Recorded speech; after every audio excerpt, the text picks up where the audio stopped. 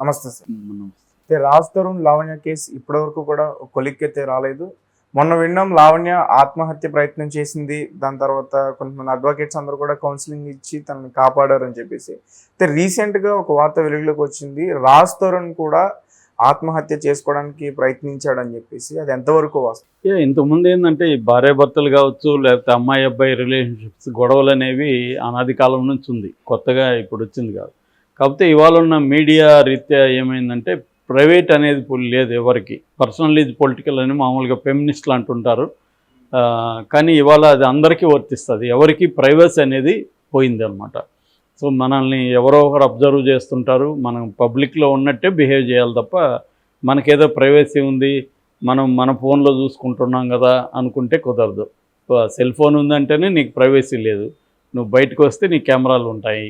కాబట్టి ఎవరితోనూ మాట్లాడుతుంటే అవతల ఒకటి రికార్డ్ చేస్తున్నాడేమో తెలియదు.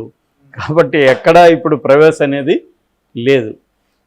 ఆ విషయం మరొకసారి ఇక్కడ రాజ్ తరుణ్కి ప్రూవ్ అయింది. మామూలుగా అయితే హీరోలు రాజ్ తరుణ్ కావచ్చు, ఇంకెవరైనా, ఇవాళ హీరోలే అక్కర్లేదు, ఎవరైనా ఎనీ కొంత హ్యాండ్సమ్గా ఉండి కొంత డబ్బున్న అబ్బాయిలు మల్టిపుల్ రిలేషన్షిప్స్ అబ్బాయిలు పెట్టుకుంటున్నారు. అలాగే ఒక మాదిరి అందం ఉన్న అమ్మాయి కనీసం మల్టిపుల్ 4, 5 ముందు ముగ్గురు అఫైర్లు అనేవి వెరీ వెరీ కామన్. ఇవాళ అబ్బాయిలకి అమ్మాయిలకి అఫైర్లు అనేవి చాలా కామన్.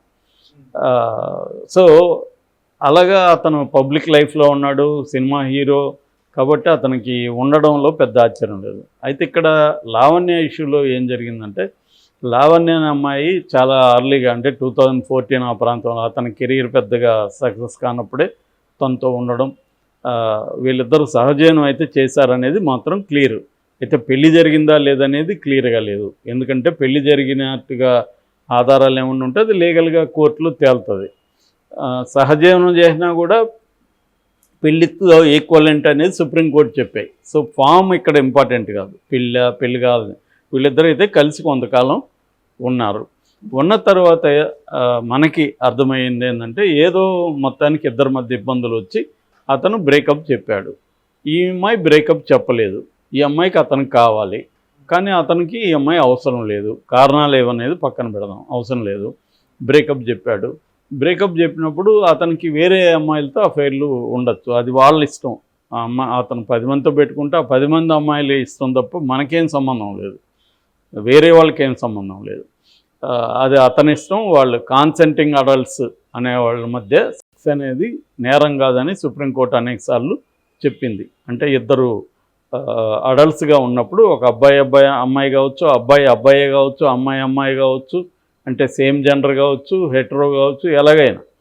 సో ఇద్దరు వ్యక్తుల మధ్య కాన్సెంటింగ్ అడల్ట్స్ అని అందుకే అన్నారు, మగ ఆడని కూడా అనలేదు. కాన్సెంటింగ్ అడల్ట్స్ మధ్య ఈ లైంగిక సంబంధం అనేది నేరం కాదు. సో అలాగా అమ్మాయి ఇప్పుడు ఈ అమ్మాయి ఏంటంటే లీగల్గా ఫైట్ చేయాలి. మామూలుగా అయితే ఆ అమ్మాయికి న్యాయం ఎప్పుడు జరుగుతుంది? లీగల్గా ఆ అమ్మాయి ఫైట్ చేస్తే ఆ అమ్మాయికి న్యాయమో లేదా అమ్మాయి కోరుకున్నదో జరుగుతుంది. మామూలుగా నేను చెప్పాను, ఇప్పుడు కొత్తగా వచ్చిన భారతీయ న్యాయ సంహిత అనే చట్టం వచ్చింది ఐపీసీ స్థానంలో. అందులో సెక్షన్ 69 ప్రకారం అయితే అతనికి 10 ఏళ్ళు జైలు శిక్ష పడే అవకాశం అయితే ఉంది. ఎందుకంటే దాని మీద పెట్టారు కూడా ఆల్రెడీ కేసుని. ఎందుకు ఉందంటే ఒక అబ్బాయి ఫాల్స్ ప్రామిసెస్తో అమ్మాయితో అఫైర్ పెట్టుకొని సెక్సువల్ రిలేషన్స్ పెట్టుకొని తర్వాత బ్రేకప్గా అని చెప్తే ఈ అమ్మాయి కానీ కేసు పెడితే అతనికి 10 ఏళ్ళ వరకు జైలు శిక్ష పడుతుంది, ఎవరికైనా, రాజ్ తరుణ్కి కానీ ఇంకెవరికైనా. ఆ రకంగా ఈ అమ్మాయి కానీ ప్రూవ్ చేయగలిగితే ఇతను ఫాల్స్ ప్రామిసెస్ ఇచ్చాడు, నాకు పెళ్లి చేసుకుంటానని చెప్పాడు కానీ నన్ను పెళ్లి చేసుకోలేదు అని కానీ చెప్తే, అది ప్రూవ్ చేయగలిగితే కోర్టులో రాజ్ తరుణ్కి 10 ఏళ్ళు జైలు శిక్ష పడే 10 ఏళ్ళు అంటే అది హైయెస్ట్. 10 ఏళ్ళు పడుతుందని కాదు, అది జడ్జిని బట్టి ఉంటుంది. ఏదేమైనా 10 ఏళ్ళ వరకు జైలు శిక్ష వేయచ్చు ఎవరైనా అనుకుంటే జడ్జెస్. ఆ చట్టంలో ఉంది, అది ఫైన్ కూడా పడుతుంది. ఇది మొన్న చెప్పాను నేను, ఇది చాలా దారుణమైన చట్టం. ముఖ్యంగా అబ్బాయిల పాలిట ఇది నరకం చూపిస్తుంది అబ్బాయిలకి ఇది. మరి ఆ రకంగా అయితే ఈ అమ్మాయికి ఇది. ఇక్కడ న్యాయం అనేది మనం మాట్లాడలేము. ఎందుకంటే ఇప్పుడు బలవంతంగా అతను నాకు నీతో ఇంట్రెస్ట్ లేదన్నప్పుడు బలవంతంగా ఎలా కాపురం చేస్తారు ఎవరైనా? అతనికి ఈ అమ్మాయి పట్ల ఇంట్రెస్ట్ లేదు. ఇంట్రెస్ట్ లేనప్పుడు విడాకులు అడిగాడు. విడాకులు అడిగినప్పుడు ఈ అమ్మాయి నాతో నువ్వు బలవంతంగా కాపురం చేయని కొట్లాడితే ఏం లాభం? అది ఈ అమ్మాయికి కూడా ఏమీ ఉపయోగం లేదు కదా. అవును. సో అది కనిపిస్తుంది. అతను వద్దు మొర్రో అంటుంటే నువ్వు నాకు రాజతరుణే కావాలి లేకపోతే నేను చచ్చిపోతానని సమాజాన్ని కూడా అమ్మాయి బ్లాక్మెయిల్ చేస్తుంది. అంటే మీరందరూ వచ్చి నన్ను ఏదో చేసి రాజతరుణ్ తెచ్చేవండి, ఏదో నా బొమ్మ మిస్ అయితే దాన్ని తెచ్చేయండి అన్నట్టుగా ఉంది. కాబట్టి అమ్మాయిలో కూడా మెచ్యూరిటీ కనిపించట్లేదు మామూలుగా. ఇక అడ్వకేట్ ఒక ఆయన దిలీప్ శంకర, కళ్యాణ్ దిలీప్ శంకర, అతని మీద కూడా తీవ్ర విమర్శలు వచ్చాయి. అతను కావాలనే ఇది సెలబ్రిటీ కేసు కాబట్టి రంగంలో దిగాడు. మేము చాలామంది ఫ్రీగా చేయరా బాబు, మా పేదోళ్ళు అంటే అతను ఫోన్ కూడా తీయడు, మెసేజ్కి రిప్లై కూడా ఇయ్యడు, ఇక్కడేమో వచ్చి నీతులు మాట్లాడుతున్నాడు అని అంటారు. లాయర్ అన్నాక అతని వైపు నుంచి ఆలోచించినప్పుడు అతను తప్పేం లేదు. సెలబ్రిటీ కేసులు తీసుకుంటాడు, తప్పేముంటుంది. ఎందుకంటే అతను పాపులర్ కావాలి, అతను వృత్తిది. ఇప్పుడు ఎవరికైనా సెలబ్రిటీకి వైద్యం చేస్తే ఆ వైద్యుడు పేరు వస్తుంది. ఇప్పుడు వేణుస్వామి ఉన్నాడు, సెలబ్రిటీకి పూజ చేయగానే ఆయన మార్కెట్ డెవలప్ అవుతుంది. ఎవరైనా చేస్తారు. ఒక అడ్వకేట్గా ఆయన తప్పేం లేదు, ప్రొఫెషనల్గా తీసుకున్నప్పుడు ఆయన తప్పేం లేదు. కాకపోతే ఆయన బెదిరిస్తున్నాడు, ఆయన కూడా మీడియాలోకి వచ్చి ఎవరిని రాస్తారు, నువ్వు ఆ తెలివితేటలు చూపించద్దు, నాకు కానీ కాలిందంటే నేను అన్నీ వదిలేసి కూర్చుంటాను. కూర్చో ఏమవుతుంది? కాబట్టి ఇవన్నీ ఏంటంటే ఎవడో అమాయకులను బెదిరించినట్టుంది. అడ్వకేట్ కూర్చుంటే ఏమైపోతుంది? అన్ని వదిలేసి మహా అయితే కేసు అవుతుంది, అరెస్ట్ అవుతాడు, బెయిల్ మీద బయటకు వస్తాడు. ఇంతగా జరగబోతుంది ఈ కేసులో. అతను ఏమీ నేరం చేశాడు, అతనికి ఈ అమ్మాయితో కొంతకాలం కాపురం చేశాడు, ఇష్టం లేదు. సో అతని వైపు నుంచి ఆలోచించినప్పుడు రాజతరుణ్ది అంటే నాకు ఇష్టం లేకుండా ఇదేమన్నా లైఫ్ ఇంప్రిజన్మెంటా? లైఫ్ ఇంప్రిజన్మెంట్ కాదు కదా. ఒక అమ్మాయితో నువ్వు కొంతకాలం స్నేహం చేశావు, ఇద్దరు కలిసే కదా, ఇద్దరు ఒప్పుకొని చేశారు. ఇప్పుడు అతనికి ఇష్టం లేదు. ఇష్టం లేదన్నప్పుడు విడాకులు ఇవ్వాలి తప్ప, లేదా లీగల్గా తీసుకోవాలి తప్ప, బయటకు వచ్చి నేను నీ అంత చూస్తాను, ఇది బ్లాక్మెయిలే కదా, నేను ఆత్మహత్య చేసుకుంటాను అని ఈ అమ్మాయి చెప్పడం కూడా నిజానికి ఆ అమ్మాయి మీద కూడా కేసు పెట్టచ్చు ఇవాళ. ఎందుకంటే ఆత్మహత్య చేసుకుంటాను అనడం కానీ ఆత్మహత్య అటెంప్ట్గా కూడా నేరాలే. కాబట్టి ఆ రకంగా కూడా అది కరెక్ట్ కాదు. అమ్మాయి ఫ్రస్ట్రేషన్ ఉండొచ్చు, అమ్మాయికి బాధ ఉండొచ్చు, కానీ అమ్మాయి కూడా ఆలోచించాలి. వాళ్ళ తల్లిదండ్రులు కూడా ఏమీ డిఫరెంట్గా లేరు.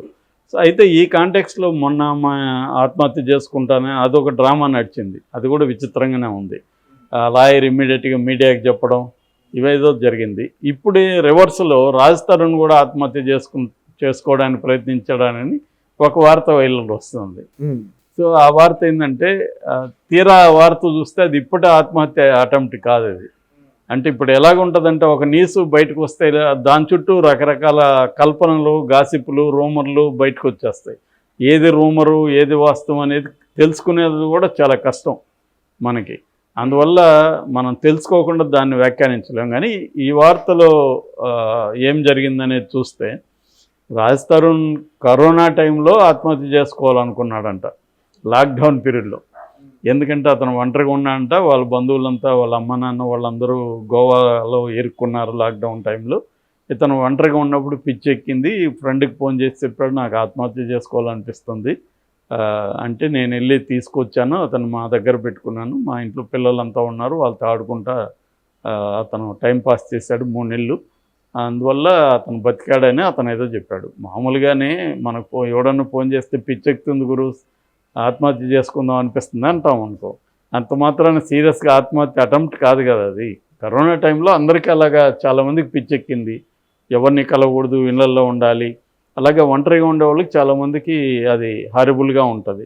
ముఖ్యంగా ఫ్రెండ్స్తో రెగ్యులర్ కలిసే వాళ్ళకి ఒక్కసారిగా ఒంటరిగా ఉండిపోవాలి అంటే అది నిజంగానే పిచ్చెక్కే అంశం. అలాగే ఏమన్నా చెప్పుండొచ్చు తప్ప అతను ఏదో నిజంగా ఆత్మహత్య అటెంప్ట్ అనేది కాదు. రాజతరుణ్ కూడా దీన్ని గట్టిగా ఎదుర్కోవడానికి అతను ట్రై చేస్తున్నాడు. ఫైనల్గా ఇదేం జరగకపోవచ్చు, కొంతకాలం సెన్సేషన్ అయ్యి మళ్ళీ సర్దుకుంటుంది. ఎంఐ ఎలాగో అతను రాడు, అతను ఎంఐతో కలిసి ఉన్నాడు, లీగల్గా చూసుకుంటాడు, లీగల్గా అతను కూడా అడ్వకేట్లను పెట్టుకుంటాడు, జరుగుతుంది. అంతకంటే ఏం జరుగుతుంది?